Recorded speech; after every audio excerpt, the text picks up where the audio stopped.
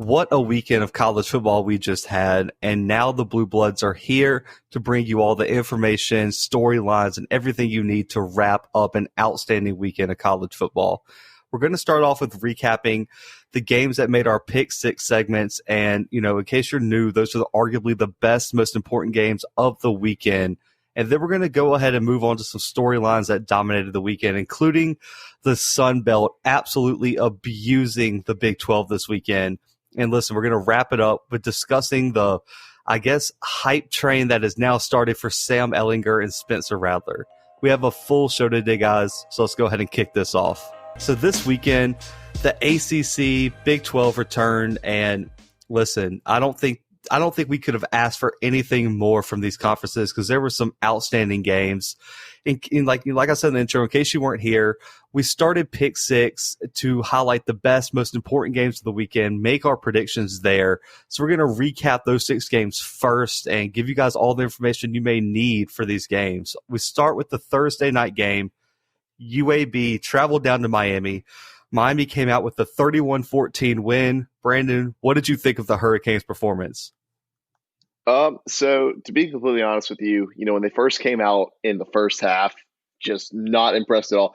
Okay, full disclosure, I didn't really watch this game. I watched the first quarter, and then I turned on the Chiefs game because it was just a much better game.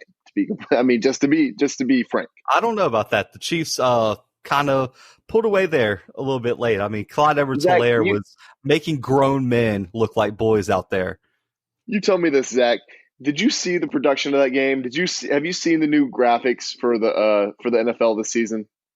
Yes, I actually have. It's fantastic. It's so much better every single year. I fall for every gimmick, and I understand we're a college football podcast, but how could I leave this not talked about? That's fine. I'll give it that. I guess you still haven't figured out the multicast thing on your Xbox yet, or whatever. I have it. It's a PlayStation. It's a PlayStation. It's not an Xbox. That might be the issue. You see, I think you need to upgrade to that new one that's coming out in, what was it, November or something like that. But Brandon, let me go ahead and upgrade to that. I'm about to say the $499 tag that's going to run you, but yeah, once we start monetizing this. Exactly. So, guys, donate to the Bluebloods to support Brandon getting a new Xbox. But to get to this Miami game, I think this is just – I think you're going to highlight this too, Brandon, even though you didn't watch the entire thing. It was just another evidence that we're going to see where teams come out sloppy and rusty in the first half, and then the better team usually pulls away at the end. Miami looked horrible, while UAB did technically have the advantage of coming off a game last week where they shook all that rust off, where the Hurricanes were still preparing for this game. But as much as, I want to talk about D'Eriq King, I think we have to shout out Cameron Harris first. We previewed him a little bit in our Pick Six preview, but man, this kid looks like a star, and I think we finally see why some experts are touting him as a future NFL running back. 134 yards rushing, 2 touchdowns. He was averaging over 7 yards per carry. He looked explosive, quick. Brandon, I know we were a little skeptical about this kid, but I think he answered any doubts. No, he definitely did. And so while I do want to give him a lot of praise, I'd also like to give D'Eriq King's his legs, praise, because he did a lot on the ground, and he was just, to me, overall unimpressive in the air. 144 yards, 1 touchdown. Not bad, but definitely not what we thought we were going to get out of D'Eriq King. They've been hyping this kid up. They've been hyping this kid up since he left Houston, right? And this is what we get. Yeah. Okay. So I don't know about you. I think I saw this from a few teams. I think we're going to get into it a little bit later, but there are like a few teams that ran a very, very simplified playbook this week. I don't know if you saw that. I don't know if it's the lack of preparation, but I saw a lot of teams that I was like, man, this looks like they cut the playbook in half, and they're just like, listen, we're going to get into the rhythm before we bring out anything serious in terms of play calling.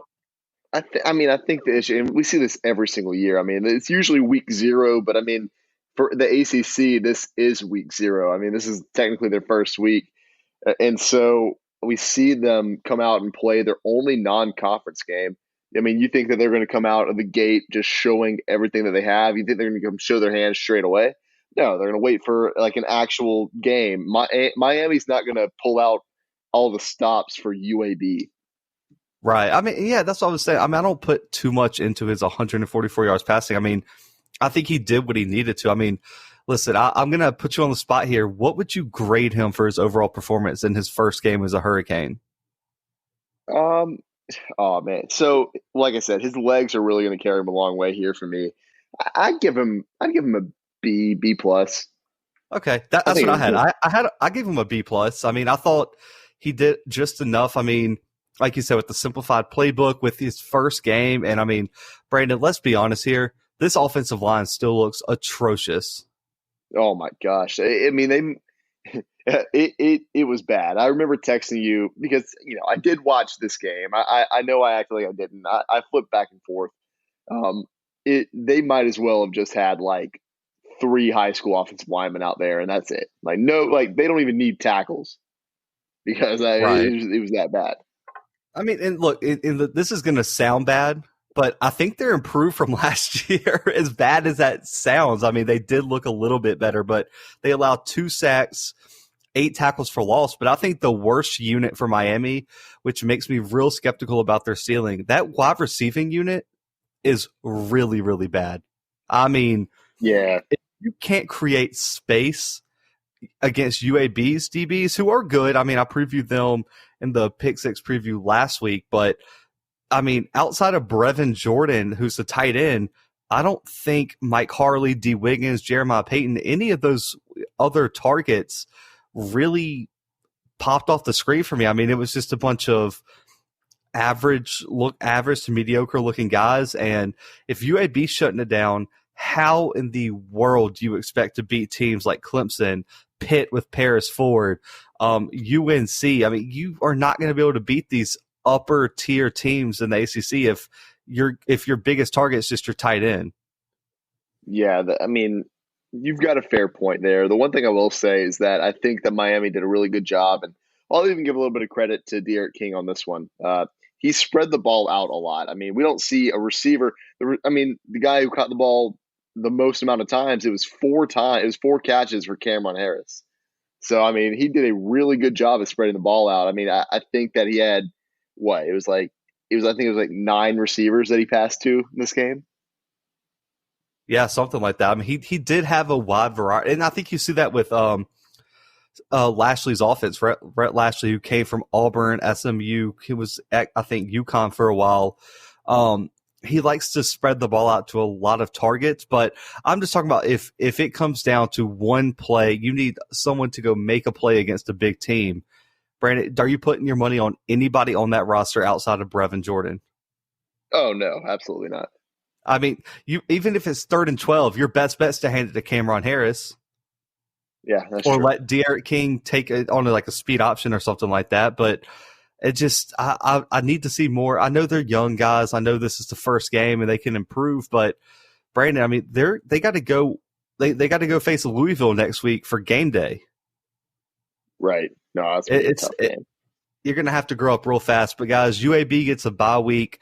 They're going to be hosting in-state foe South Alabama in 2 weeks. We'll get to them a little bit later, but we're going to move on to a game that I know we have a lot of takes on, and I think me and Brandon texted for 3.5 hours during this game. Twitter was bumping during this game. Syracuse at number 18 UNC. I forgot to look at the AP poll before we started, but I think they jumped up to like 11th or 10th, something like that. I mean, they're right there outside the top 10, but UNC pulls out a 31-6 win. Brandon, I'll let you start here. I know you got some things you probably want to say here. Yeah, I mean, I really just wanted. I want you to take everything you said about Sam Howell back. That's the main thing. No, I'm not. He's going to be fine. I mean, listen, watching, we're going to get to another quarterback later in the ACC, or 2 quarterbacks in the ACC. The only person I've heard anyone argue against Sam Howell being the second best quarterback in the ACC is Ian Book. And Brandon, you saw what Ian Book did against Duke.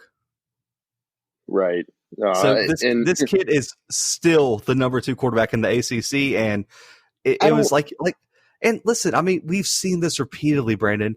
Teams starting real slow, but finding rhythm and getting it going late. I mean, yes, he put up better stats, and I'm not comparing these two guys at all. We saw Trevor Lawrence getting dominated real early in that game on the first 2 or 3 drives, and then they got to click in, and we'll get to that game later, but let's just say it wasn't even close. But I mean, how can you get on Sam Howell? Yeah, it was 7-3 at halftime. He had a bad first half, threw a terrible interception over the middle to I think it was Andre Cisco, the safety, who picked it off. And then he had another one where the wide receiver just tipped it up in the air and it got picked off. But they outscored Syracuse 24-3 in the second half, Brandon. Yeah, and that's to be expected from Syracuse. It's Syracuse, so they came out and it's not even that they looked good. It's just that UNC looked really bad. And of course, Syracuse is going to quit in the second half. No one really ever expected them to just keep on going. I don't know. I mean, Sam Howell overall, looked okay. I mean, he looked good. He didn't look like he didn't look good enough to be in New York at the end of the season. No, 295 yards. Don't get me wrong. 295 yards is 295 yards passing.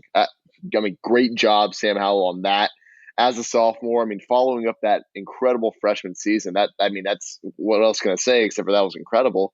But I mean, the touchdown to interception, 1 touchdown pass to 2 interceptions that doesn't really sit too well with me. Yeah, and I mean, listen, I'm going to be critical. I didn't give him a grade. I mean, I didn't feel like we were going to spend all episode grading people, but I would give him a C- if I was going to grade him right now on his performance. I mean, I'm not super high on his performance. I still think he's going to be fine. I mean, he needs to show better pocket presence, Brandon. I mean, and listen, I talked about Miami's offensive line.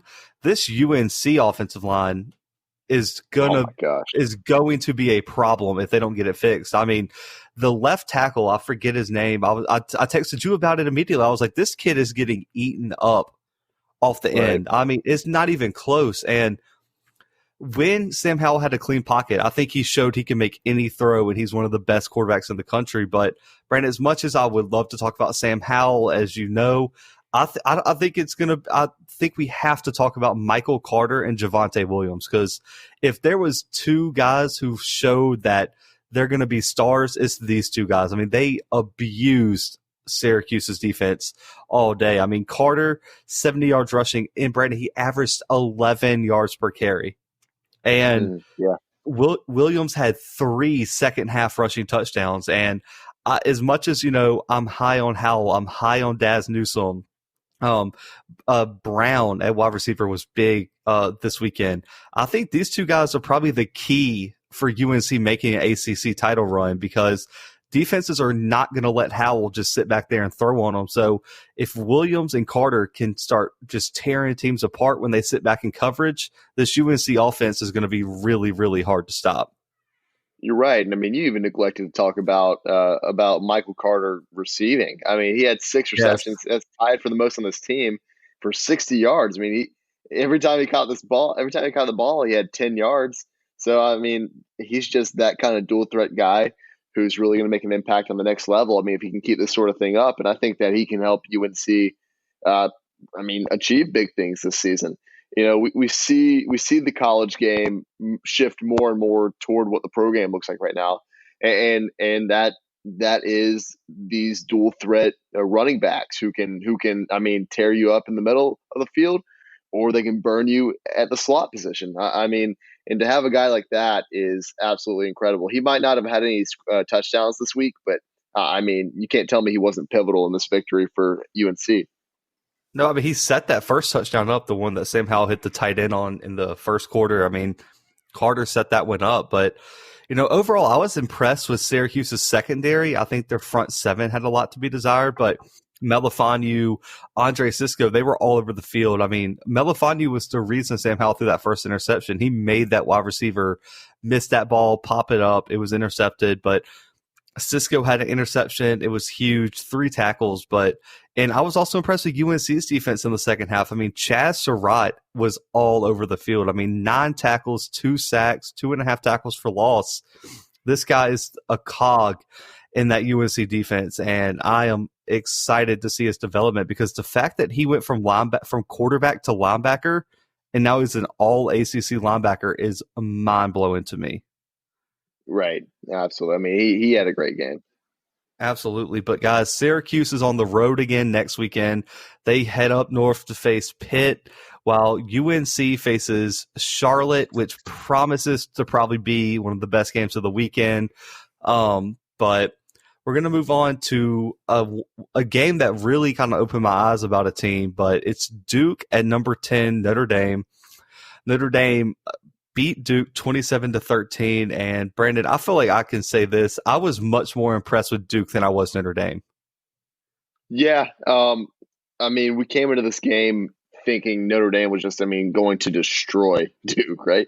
And they kind of did in a sense, but it wasn't nearly the sort of game that I think everyone was expecting.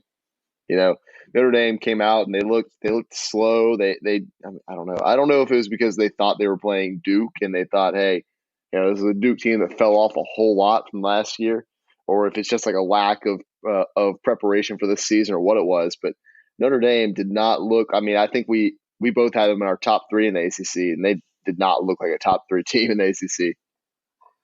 I don't even know if they were like a top 5 team. Yeah. I thought they were one of the worst looking ACC team, or upper, like projected to win ACC teams, because we have a team later that is going to be the donkey of the day, or whatever you want to say. The donkey of the day. Yeah, we're going to go with that. But listen, Notre Dame is so much more talented at every position, but just like Brandon, they always seem to underwhelm in these games. Ian Book, mediocre at best, and he has the number 1 offensive line in the country, and he has elite weapons at running back and wide receiver, and you can give me 260 yards passing, a touchdown, and interception, and a 51 QBR? Yeah. I don't know, man. I don't know. He looked very human this weekend. Listen, I was a huge supporter of Book last year, but I have yet to see him be the best player on the field, and I think I need to see it. And I'm running out of time here to jump on this bandwagon.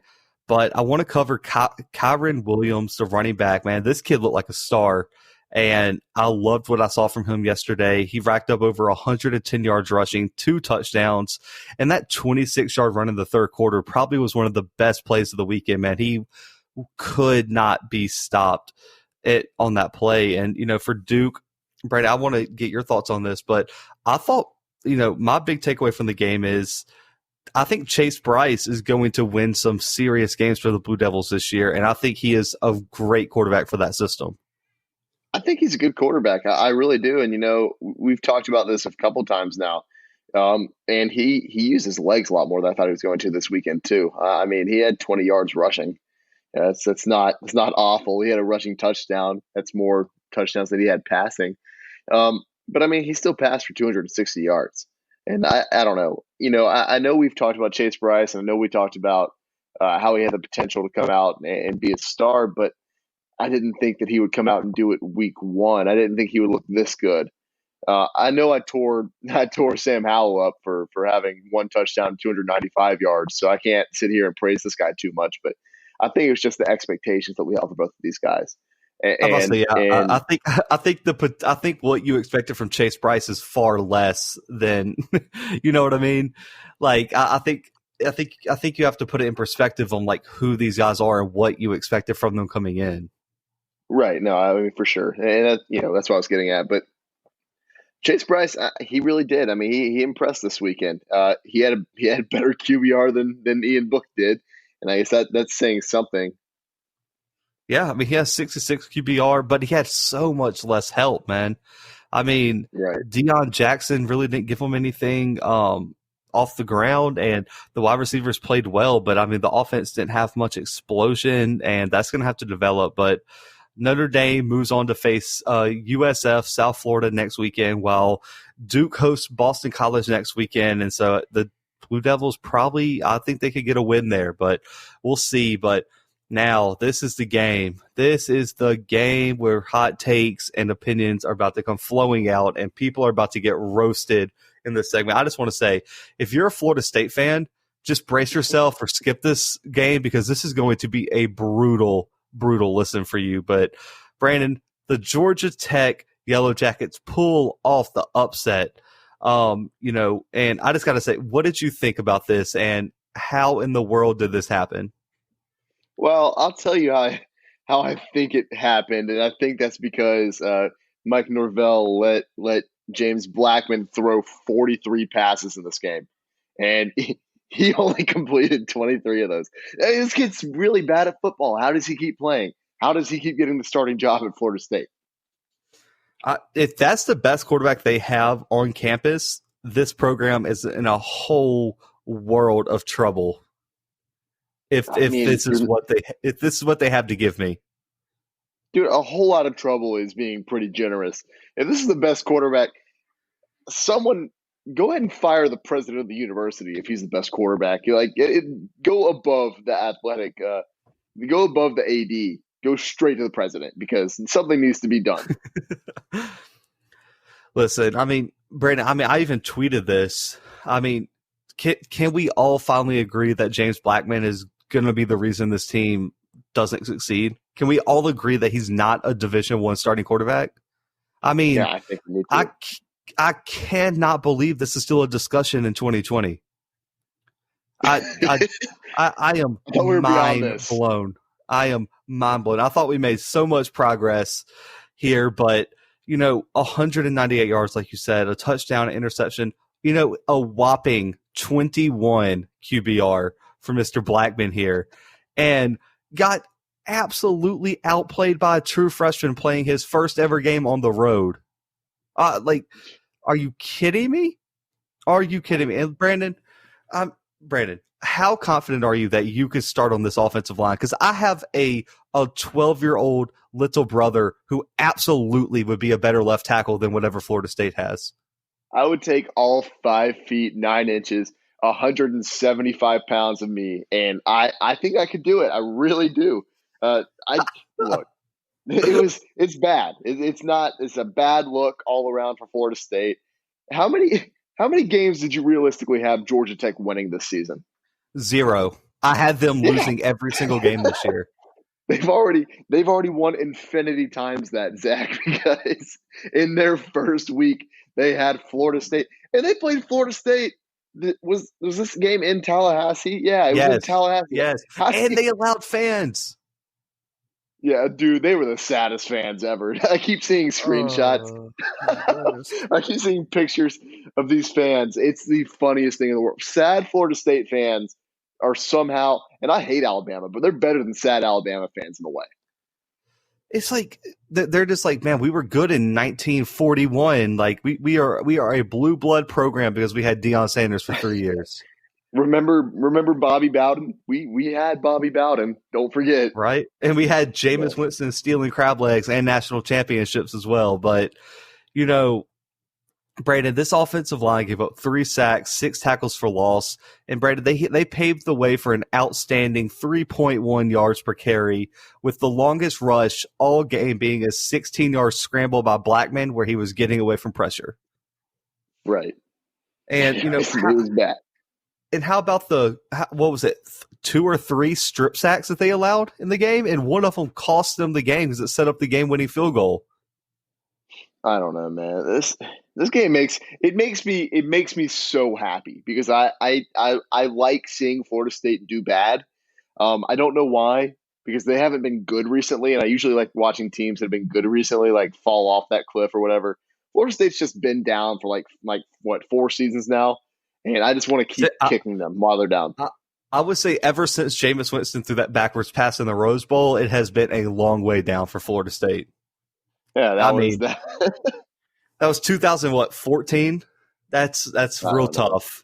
I mean, listen, and I don't even know, man. I mean, listen, I'll stick on a positive. Jeff Sims, the quarterback for Georgia Tech, he made his freshman mistakes, but the kid came in clutch, leading the comeback. I mean, 277 yards passing, 1 touchdown, had 64 yards rushing, and had a 75 QBR compared to Blackman's 21.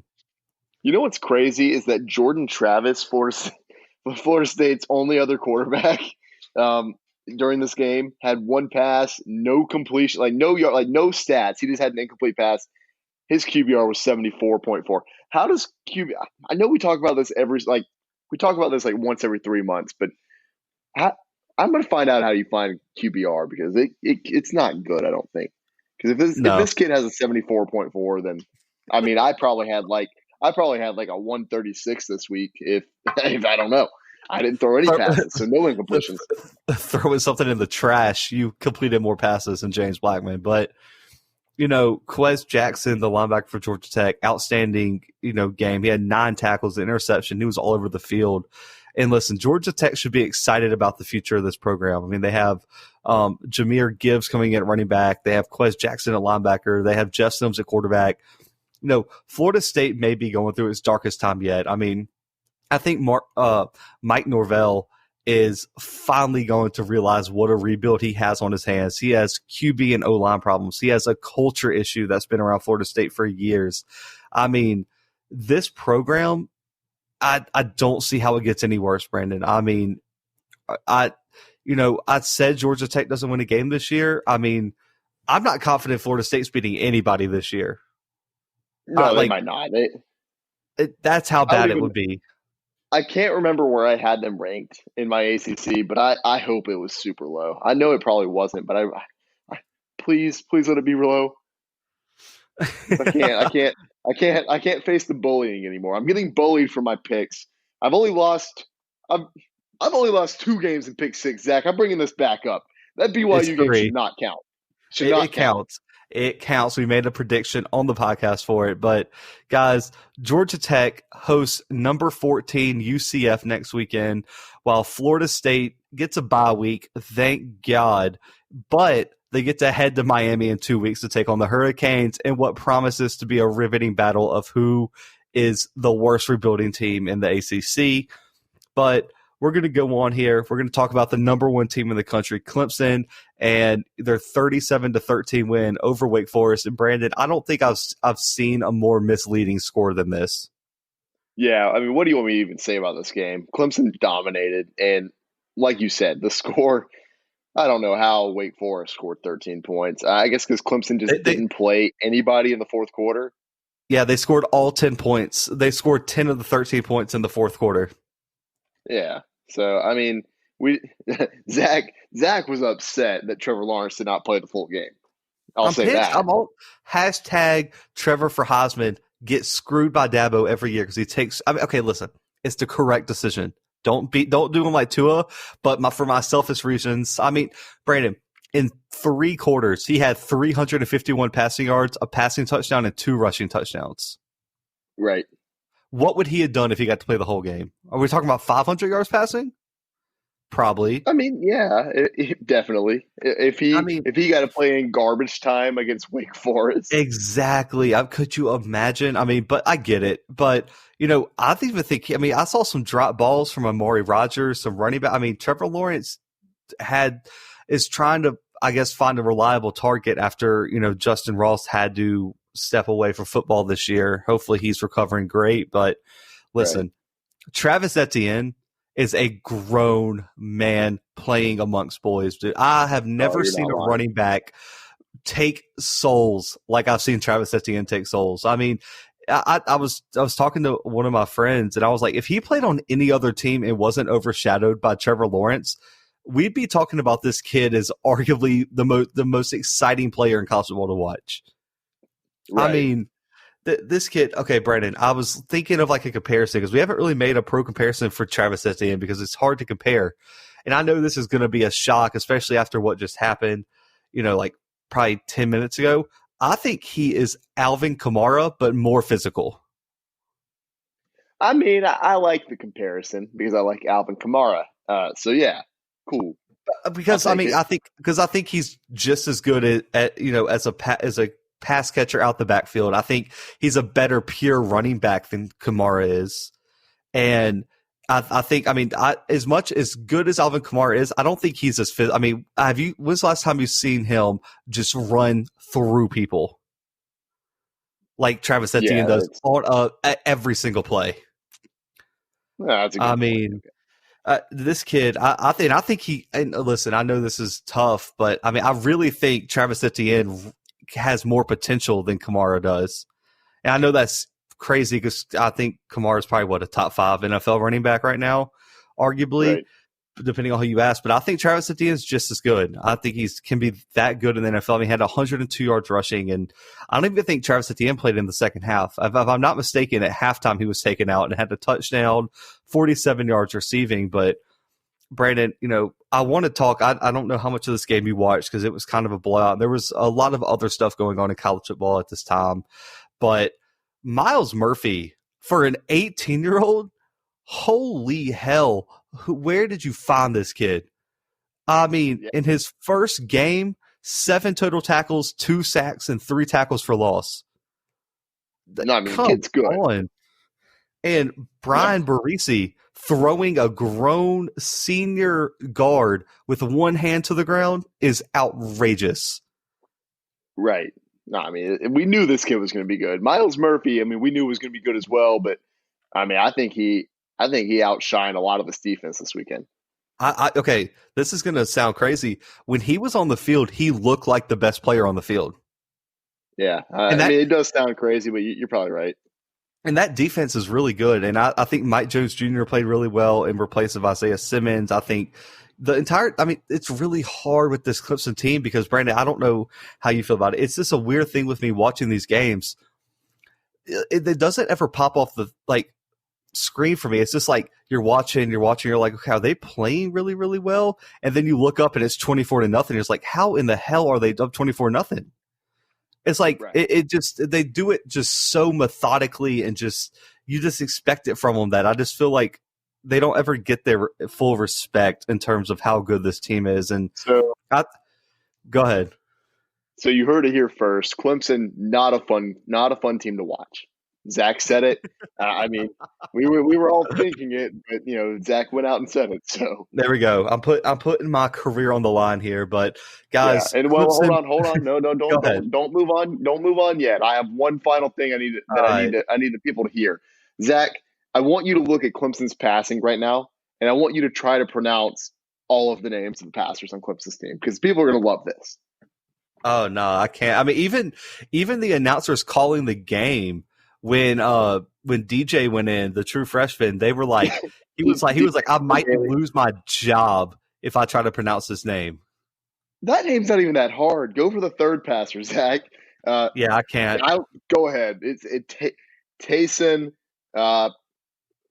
Famachan. That's my final. Yeah, I have no idea. He's from Connecticut. I'm just going to say that. I mean, which is I don't know. You said that like that means something. He's from Connecticut, so he has a name. Come on. I don't even remember this kid being from because I thought all their quarterbacks were from California, so I did not know this kid was from Connecticut. I really didn't.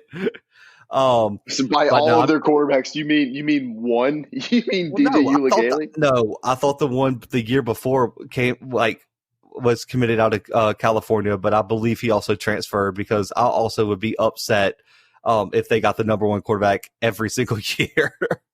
Right. AKA Chase Bryce now playing at Duke, upset because now he's not going to play. But Brandon, a riveting game next week. Clemson faces the Citadel. I'm sure they're going to really, really test. Okay. How long do you think Trevor Lawrence plays against the Citadel? First half. Maybe it's gotta be if they're lucky, and then Wake Forest heads to NC State next weekend, which looks to be a much more evenly matched game there.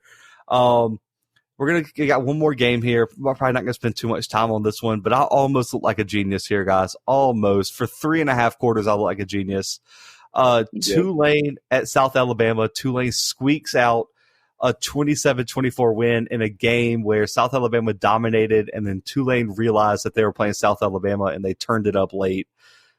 Brandon, thoughts on this probably game that no one listening watched? Well, my first thought is that I want to thank you for your pronunciation of Tulane because you're saying it right now. So thank you. I know we had to burn you up about that. So anyway, yeah, I know you said that you almost sounded like a genius. Well, I did sound like a genius because Tulane won, and they won by about as much as I predicted. I predicted it to be a 4-point game. They won by 3. So, I mean, what do you want me to say? Other than I hope that South Alabama never wins a game in the new stadium. I think it's cursed.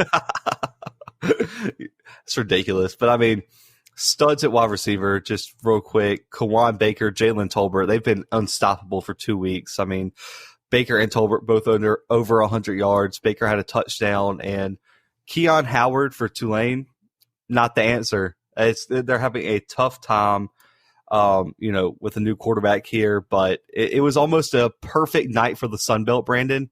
But South Alabama let this one slip away. Tulane heads to face Navy next weekend.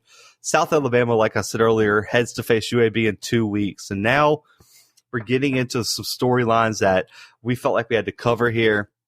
We're going to start with the Sun Belt. And if there was a conference that was the best this weekend, it's no doubt the Sun Belt Conference. I mean, absolutely dominated their biggest games of the weekend, mostly against the Big-12. And Brandon, let's break this down, starting with the first upset of the day, the Louisiana Lafayette Raging Cajuns over the number 23 Iowa State Cyclones. How in the world do the Raging Cajuns pull this one off?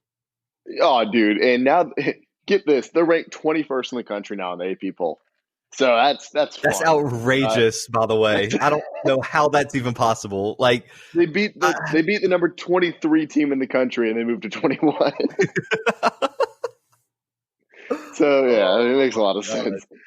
No, man, but look, Brandon yesterday. Take a peek into my life. You want to come on down to Baton Rouge, and we're gonna look inside of Brandon's apartment for a second. Brandon went to Trader Joe's and tried all the hard seltzers that they had there. And Brandon turned into the biggest Raging Cajuns fan this world has ever seen. Followed every single social media account, started retweeting them. I'm in an LSU group chat, and I changed the topic completely to Louisiana Lafayette during this game. So I mean, I was really feeling myself, and I could not be happier that they won that game. That's just insane. I mean, I don't even know what to say. I mean, listen, I'll start with this. I don't think there's a quarterback outside of James Blackman that came up as small as Brock Purdy did this weekend. Yeah, that's true. 145 total yards, passing, interception, 26.6 QBR. And Brandon, he averaged 4.1 yards to completion. This is a guy who some were saying was a top 3 quarterback in this conference. And you're telling me you can't find a way to lead your team over Louisiana Lafayette? What in the world is going to happen? Though? What's up? Lafayette didn't look that bad yesterday. That's the thing. No, they didn't. They did not. And Iowa State wasn't terrible. I agree that Brock Purdy could have played better, but I mean, as a whole, they didn't play awful. That's the crazy thing. They had more total yards, more first downs, and led in time of possession, but the 2 turnovers and the kickoff return and punt return are just backbreakers. Right. No, you're right.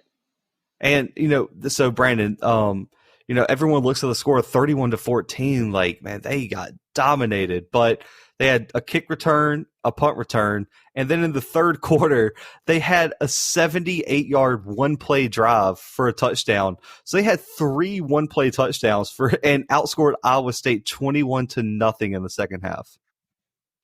I mean, it started to look like domination there, like right at the end of the third quarter for Louisiana Lafayette. And I don't really know what to say. I mean, it seemed like everything just started going their way in the second half.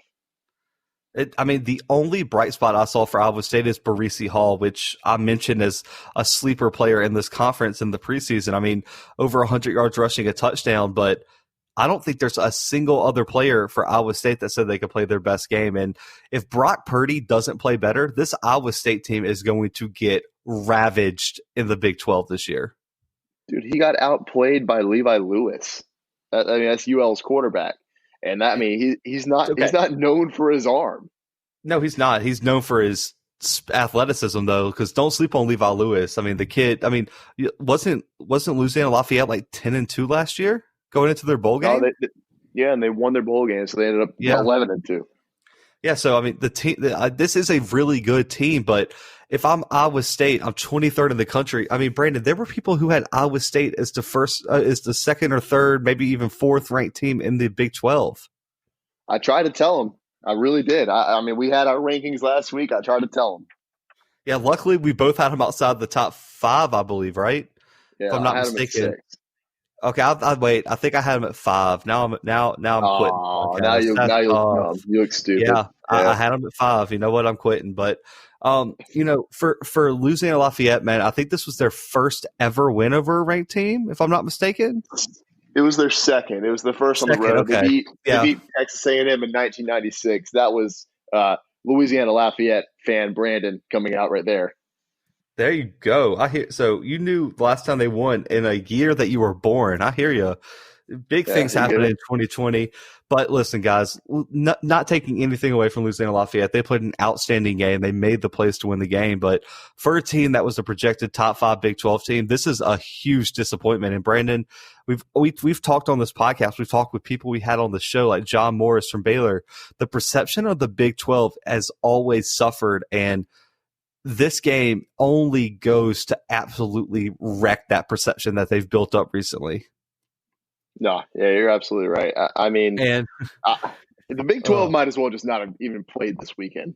Oh, it's bad. Really. Oh, it's so bad. Guys, and let's move on to one that was personal that happened in the same city I was in watching this game. I didn't go because, COVID and tickets are ridiculous, but K-State, Arkansas State pulls off the 35-31 upset. And Brandon, I told you not to put this team third for 2 reasons: youth on the offensive line, youth on the defense. And that's why they lost this game. But you know what's crazy is that Skylar Thompson actually had a good game, which is nuts. Skylar Thompson's a stud. I'll back you on that. He's a monster, but he has no help. No help. No help whatsoever. Especially when Josh Youngblood also didn't play. You know how mad I was? Because I was sitting there. I mean, like I said, I was in my full form. I was full out Raging Cajun Brandon yesterday. And then I started flipping through the channels, watching other games. I saw that K-State lost that game, and I crashed. I was having a party, and then I crashed because K-State had to go and lose a football game to Arkansas State. And it's not even like the other game where Iowa State did led a lot of statistical categories. Arkansas State outplayed Kansas State the entire game. They had more first downs, over 100 more total yards, Brandon, less penalties, a way better third down conversion rate. I mean, this K-State youth on the defense and offensive line absolutely was a glaring hole. Brandon, this offensive line paved the way against Arkansas State for 2.3 yards per rush, gave up 2 sacks and 8 tackles for loss, and the defense allowed 489 total yards to Arkansas State. Yeah, I mean, how do you win? How do you win a football game when you give up that many yards? They were lucky that it was close. That might as well be 1,000,000 yards, really. I mean, 498. You got to be kidding me. Brandon, against Arkansas State, their third down conversions were 1 for 11 against Arkansas State. Ah, man, it's crazy that they were as in this game as they were. Like K-State on paper, this is why I'm not an analytics guy, by the way, because on paper looks like they should have been blown out of the water. But they weren't. 1,000%. And it's because of Skylar Thompson. He 259 yards passing, 2 touchdowns, kept plays alive with his legs. I mean, listen, I know there was no Josh Youngblood, and I think there were 3 or 4 other 2 deep players that just didn't play, and no one knows why for K-State. Probably COVID related, I don't know. But that's no excuse to play like this. I mean, this is a huge, huge blemish for Chris Kleiman's resume right now for K-State. And listen, I tweeted this out, and I still believe it. K-State DBs got no sleep last night because they were having nightmares about Jonathan Adams. This kid ravaged the back end of that defense. It wasn't even close, man. They had no answer for him. I mean, 8 catches for 98 yards and 3 touchdowns. And every single touchdown, he bombed on somebody. He big boyed them. Randy Moss is somewhere smiling on this kid because he was mossing everybody. And they even had a touchdown that got called back that was going to be the catch of the year that I think still should have been a touchdown. Yeah, I I don't know. It's just mind blowing to me. And listen, guys, this defense has to grow up real quick because Brandon, in 2 weeks, they travel to Norman, Oklahoma to take on the Oklahoma Sooners. That I is mean, a quick turnaround. no, I mean absolutely, and it's not even going to be anywhere close to last year if they come out playing the way they did this weekend. No, but they do get a bye week this week, Brandon. So they do get a bye week before Oklahoma, but I don't think it's going to help them. I mean, we're going to get into Spencer Rattler in a little bit. If Spencer Rattler plays 1/5 of what he played this week, this K-State defense is about to get roasted because if you can't stop Arkansas State, I mean, Oklahoma is about to put up some points on you. But, Brandon, we're going to get to your favorite team. And your favorite coach, the good old Mad Hatter Les Miles and his Kansas Jayhawks took on the Coastal Carolina. I don't even know their mascot. That's how bad I was prepared for this. But the Chanticleers. Oh, okay, gotcha. Well, let's just say the Coastal Carolina team absolutely blew out Kansas. I mean, they ended up being 38-23. Guys, it was 28-0 until Kansas hit a field goal going into halftime. I don't know what to say. I mean, I told you I didn't have Kansas winning a game. I had them going 0-11. Yeah, we I had did that too. yeah. So I mean, and we told y'all last podcast we didn't preview this game specifically, but we joked about how Kansas should not have been a favorite this game. And guess what? We were proven correct again because there was no way Kansas was going to beat Coastal Carolina. As crazy as that sounds. yeah, if there's any, I don't know, like chief of staffs at like maybe a casino or a sports book, Zach and I could draw your lines. I mean, look at our records, look at what we said about Kansas. I mean, we've got the history to prove it. It's all on the record. We're trying to get a promotion here. This is what's going on. But Get your boy out of grad school. Bookmakers. Yeah, let's do it. Get your boy out of grad school. But listen, I mean, the Big 12 took over the Pac-12 After Dark slot this week on Fox, and chaos ensued. And listen, I mean, when I say Coastal Carolina was the better team in every aspect of the game, I'm not even kidding. They were the better team by leaps and bounds. And Brandon, 3 different quarterbacks played for Kansas. The highest QBR was Thomas McVitie with a 34. That's nuts. that should be illegal. Kendrick and Daniels, the other 2 quarterbacks, put up a 28 and a 15, respectively. Yeah, not how? That doesn't even make sense. It's just brutal, man. I mean, Puka Williams got hurt, breaks my heart. I don't know how bad it is, but he got banged up and was limited, but he still had 67 yards on 12 carries. And, Velton Gardner showed up. He did some good things. He took the spot of Williams and 11 carries, 81 total yards. But the star of the game was Grayson McCall for Coastal Carolina. He had 3 passing touchdowns, had 2 rushing touchdowns, and had over 200 total yards by himself. And this Kansas defense had no answer for him. It had no answer for anything. And I don't think there's a worse Division I program than Kansas right now. Kansas is just praying that we get basketball back like at the normal schedule, because they need something to be redeeming for them. And basketball's not even redeeming. You got people trying to hit other players with chairs. I mean, that's not very redeeming, Brandon. People forget about that. Yeah. And who's the biggest team in the scandal other than Arizona and LSU? Your boy Kansas. You didn't even have to bring up LSU. You wouldn't even have to do that right now, but that hurt. But guys, Coastal Carolina dominates Kansas. And okay, so Brandon, how much money would you put on Kansas not even coming within 1 score in any other game this year? Well, not a gambling guy, but probably $13,000. That's real specific. What do you have $13,000 for? That was way too specific. Like, is that exactly how much is in your savings? Definitely not a well. That was okay. Let's not dox Brandon today. That was wow. Listen, man, I need your social security number, your bank account number, and we're going to just turn the podcast off. We don't even have to distribute it. Yeah. Okay. Well, I appreciate it. Thanks. But guys, I think Les Miles is regretting taking this job. I think he was much better suited as an announcer hanging out with Rick Ross than whatever this is. And I think, Brandon, as much as this breaks my heart, I think this probably is Les Miles' last year here. I don't know. It If he goes probably 0 if he goes 0-11, it's so tough to be anywhere near good if you're the coach at Kansas. Think about how bad they were for so long until like last year, and they won what 2 games or 3 games last season, and people were like, yeah. "Oh my gosh, they're back! Yeah. We actually have a football team."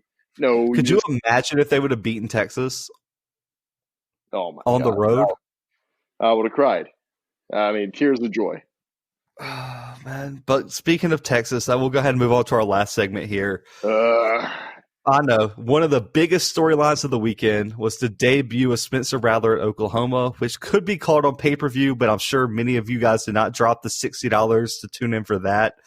But Rattler delivered a dominant performance in his first appearance for the Sooners. He put up 290 yards passing, 4 touchdowns in the first half. On the other hand, though, Sam Ehlinger, coming into his senior year, came in with something to prove. Ehlinger delivered 426 passing yards and 5 touchdowns in the first half. Brandon, experts and fans here are raving about these two quarterbacks, some even saying that they're the 2 leading candidates for the Heisman, especially Ehlinger. What is your take here? Do you have hashtag Ehlinger for Heisman?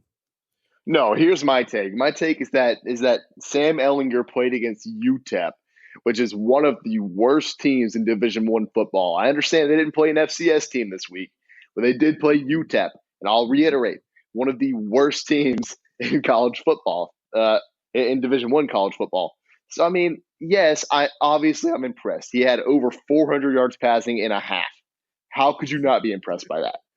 That's pretty good. 5 touchdowns, whatever. Who cares? Including a 78-yard pass on the first play of the game. But, I mean, what I'm saying is that I want to see them play an actual team. I want to see them play in the Big-12 before I crown him, you know? Did he have a perfect passer rating? I believe that 156, for whatever reason. It was an 87.5. Who? Oh, I'm sorry. Not Pat. I'm talking about QBR. I think he had a perfect QBR. No, QBR was 87.5 according to ESPN. Oh, really? What is this? This must be perfect passer rating then. It's 156.9. Whatever. Oh yeah, that's I think that's the perfect passer rating. But QBR, for some reason, that's only a B plus. Sorry, you threw for 426 and 5 touchdowns. That's a B plus. You might have to take the class again. Yeah, you are grounded if your parents are expecting all A's, sir. But I don't know. See, I don't understand how that's calculated. Anyway, for whatever reason, QBR is even worse because that's on a scale of 1 to 156.9. So I don't know. Sam Ehlinger obviously looked really good. I don't want to take too much time to talk about Texas because once again, they played UTEP. Oklahoma, I'll give a little bit more praise to Spencer Rattler. And I understand they didn't play anybody either, but this is his first college football game. You know, I mean, he completed 14 for 17. What percentage is that? I mean, it's I don't even know. I should know that. I'm going to count it. I'm about to say you're going to count it, but it's 82%. So 82% completion. I mean, that's incredible. Even his backup had that as well. He also had an 82% completion percentage. 4 touchdowns, incredible as well. 290 yards, and he also played one half. Yeah, I believe so. Is that right? Mm-hmm. Yeah. So I mean, the kid's good, and he's probably just as good as we're thinking. I want to see them actually play somebody. I want to see them play in the Big-12 before I crown either one of these kids. You know. I don't know. I'm not nearly as high on either one of them as the rest of the country seems to be. Yeah, this is ridiculous. Listen, it's impressive. And I don't agree with Brandon. I think Ehlinger is more impressive than Rattler because UTEP's going to beat Missouri State. Missouri State's a D2 team, I believe. So I think so. Let's ease up. And I mean, to be fair, UTEP was 1-0 coming into this game, Brandon. They beat. Yeah, but who did they play last week? I believe it was Stephen F. Alston. Ooh, last Stephen week. F. Austin. Yeah, great Hey, game. powerhouse. But listen, Yeah. I mean, Ellinger, amazing. I mean, I can't echo anything more Brandon said. I mean, he had, I think, every single one of his wide receivers, Moore, Black, Schooler, Whittington, Washington, Brewer, Eagles, all averaged over 13 yards per catch, and they all had a Right. touchdown, including Yep. a running back in Mooney who also had a receiving touchdown. I mean, the dude just spread it around. And the reason I'm not putting Heisman next to this is Casey Thompson, who a lot of people who is the backup, also threw for 55 yards and 2 touchdowns in his brief appearance. He had 4 completions, 2 for touchdowns. So let's ease up on the Heisman hype here, guys. I mean, are you kidding me? We're talking about UTEP, and we're saying, oh, man, he dominated UTEP. Until I see him do this against Baylor or Oklahoma or someone that matters, I don't want to hear it. I don't even want you to even mention Heisman and Sam Ehlinger's name until he does it against a Power 5 team. It's Yeah. I have yet to see it. And Rattler, also impressive. I mean, it was fine, but for me, it's Missouri State. I don't know what to tell you. I think that's even worse than playing UTEP. And like you average 17 yards a pass. That's great. But I mean, is there a single defensive player on Missouri State that's going to the league? I don't know. I mean, you never know. The Saints like sign kids that are from like D3 schools all the time. Bill Belichick is like scouts out like specifically Missouri State for his wide receivers. So who knows? That's fair, but okay. But my bad. Is there a defensive player on Missouri State that would start on any defense that Oklahoma is going to face the rest of the year? Oh no, no chance. Not even a chance. And I just want to hold back on this kid. I get it. It's Lincoln Riley's offense. It's Oklahoma. They've had 3 straight Heisman top 2 finishes, including Baker Mayfield and Kyler winning the Heisman, and Jalen Hurts coming in, I believe, second. But until I see this kid do it against a talented defense, I just want to hold off. I mean, and I don't think he gets in. It's at home. It's Missouri State. I mean, it is what it is. But for me, until I see a true freshman kid do it against somebody that matters, I just want to hold off on that too. I mean, I've seen people say that Rattler is going to win the Heisman. He's going to be in New York. And I've even seen people say he's the best quarterback in the Big-12. And it's like, holy crap! Like we're giving this kid all these accolades because of what he did against Missouri State. Like that's really, really what we're going to do here. Right. I think we're jumping too quick. I think we're jumping the gun way too quick on both these guys. Sam Ehlinger, I think, is overrated anyway, and I think we're going to see him come back down to earth. I think Baylor's going to beat them. Honestly, I don't have confidence with him against K-State. I don't have confidence with him against Oklahoma State, Oklahoma. I don't have confidence with Ehlinger with anybody with a pulse. And until I see it in a big game, I don't want to hear it. And Rattler, I just need to see more. It's his first start. That's great. He looks like he's going to be really good. But can we hold off before putting him in Trevor Lawrence's tier? I mean, yeah, that's what we're talking about here. People are saying that he's one of the best quarterbacks in the country. Let's ease off of that. He's not on that level yet. And I understand the kid's really hyped. He's really good. And I think he could be the better quarterback out of all the ones that they've had. I think, is he going to be better than Jalen Hurts? Yeah, probably.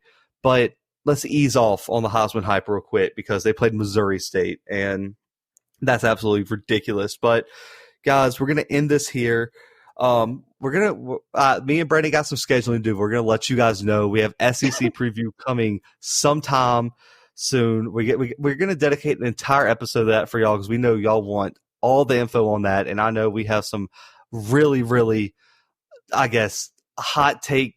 It's going to be a hot take filled episode. We have some opinions on that conference because we both root for SEC teams and we're from the South. So we'll stay tuned for that. We'll give y'all an entire episode on the SEC. We got another episode coming Thursday previewing this next weekend of college football. We got some big games coming. And, you know where to find us on social media, guys. Instagram @_Bluebloods, Twitter @_Bluebloods. Facebook at the Blue Bloods Pod. Find us on YouTube, the Blue Bloods CFB Podcast. If you don't want to do all that, just go to our website, thebluebloodspod.com. Links for every streaming platform can be found there. YouTube videos can be found there. Articles. We're going to be getting all that this season. We're going to be dropping way more content this football season for you guys, so stay tuned for that. We appreciate you tuning in with the Blue Bloods to get all your college football content here.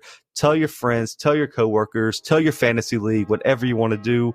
The Blue Bloods are here for all things college football. Y'all keep subscribing, keep rating the podcast. We love everyone who listens, but for right now, we out.